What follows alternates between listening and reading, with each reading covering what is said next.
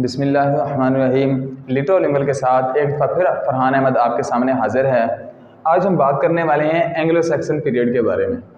तो Anglo Saxon period जो है ये इंग्लिश लिटरेचर का एक पीरियड है।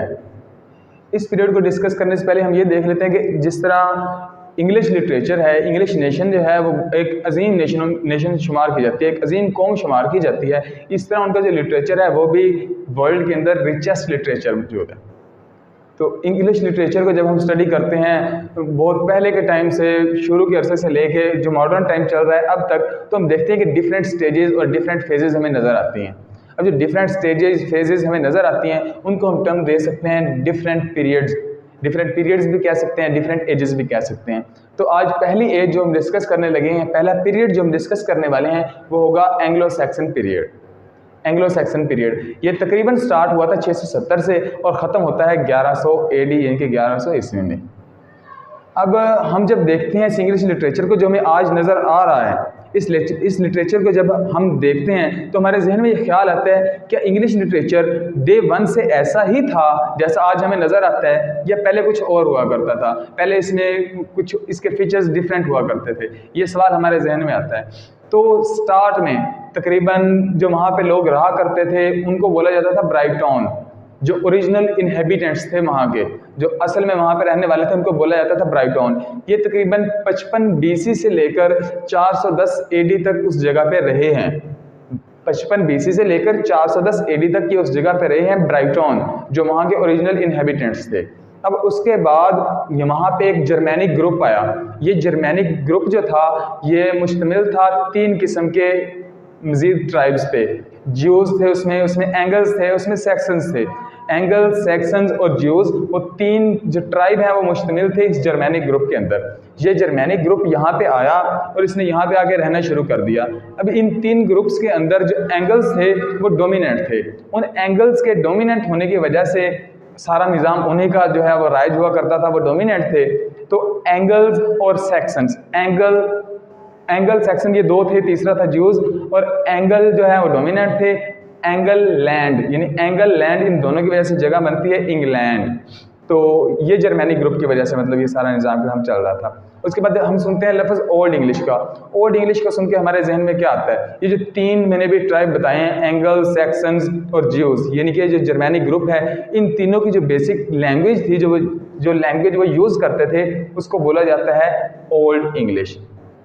अब it is very sad to say that in this period, Anglo Saxon period, there was no literary work that is read today, या हम कह सकते हैं कोई इतना वर्थफुल चीज़ नहीं थी इस पीरियड के अंदर जो हमें नज़र आ सकती है। अब ये वर्थफुल क्यों नहीं थी, इसकी कुछ वजूहात हैं हमारे पास। सबसे पहली वजह जो हमें नज़र आती है वो है लिटिल एडवांसमेंट, यानी कि लिटिल साइंटिफिक एडवांसमेंट थी उस वक्त, लिटिल कल्चर एडवांसमेंट थी, कुछ ज़्यादा तरक्की नहीं हुई थी अभी उस वक्त। इस वजह से हमें ज़्यादा लिटरेचर इस एज का नज़र नहीं आता। दूसरी वजह यह है कि प्रिंटिंग प्रेस नहीं थी उस दौर में। जब प्रिंटिंग प्रेस नहीं होगी तो ज़्यादा बुक्स पब्लिश नहीं हो सकती, बुक्स ज़्यादा पब्लिश नहीं हो सकती तो लिटरेचर हमें कैसे मिल सकता है उस दौर का। तीसरी वजह जो है वो ये होगी कि major works last due to oral communication.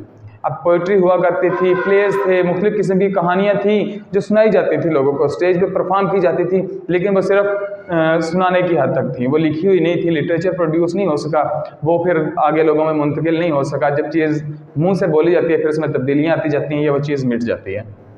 तो उस वक्त हम देखते हैं हमें पोइट्री उस वक्त की आज में भी नज़र आती है। पोइट्री हम जब देखते हैं, पोइट्री जो है बेसिकली वो 2 किस्म की है जो इस दौर में है। एंग्लो सैक्सन पीरियड के अंदर बेसिकली 2 किस्म की पोइट्री हमें नज़र आती है, एक हीरोइक पोइट्री है और दूसरी रिलीजियस पोइट्री है। अब यहाँ पे 2 किस्म के लोग रहा करते थे, एक जर्मैनिक ग्रुप था, एक ब्राइटन था। जो ब्राइटन थे ये कौन थे? ये क्रिश्चियन थे, ये मजहबी लोग थे, रिलीजियस लोग थे। और जर्मैनिक ट्राइब हैं, ये पैगन थे, खुदा पे बिलीव नहीं करते थे।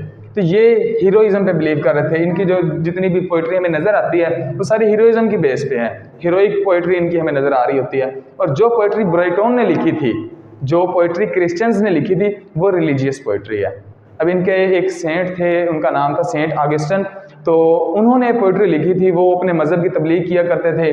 वो चाहते थे कि सारे का सारा यूरोप जो है ये क्रिश्चियन हो जाए, वो अपने मज़हब की तबलीग किया करते थे। उनकी काफ़ी ज़्यादा किताबें इस पर मौजूद हैं।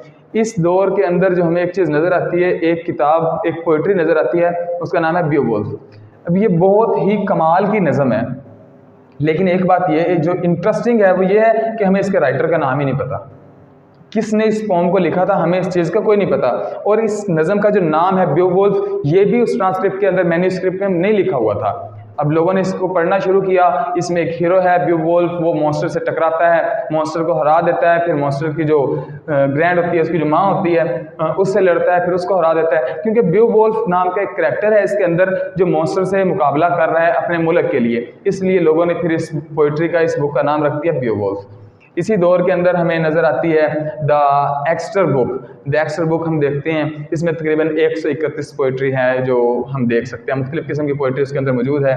उसके बाद किंग एल्फर्ड का नाम है, इसी पीरियड के अंदर, एंग्लो सैक्सन पीरियड के अंदर प्रोज जो है वो इन्होंने ही शुरू किया था। ड्यू टू टाइम क्रंच पूरी चीज़ें डिस्कस नहीं की जा सकती इस पीरियड के अंदर, सारी की सारी चीज़ों को बयान करना मुश्किल होता है, वीडियोज़ हैं, तो इसके लिए आप इसको कवर करने के लिए एंग्लो सैक्सन पीरियड को ये तकरीबन चीज़ें काफ़ी हैं, पूरा कवर नहीं हो सकता टाइम क्रंच की वजह से।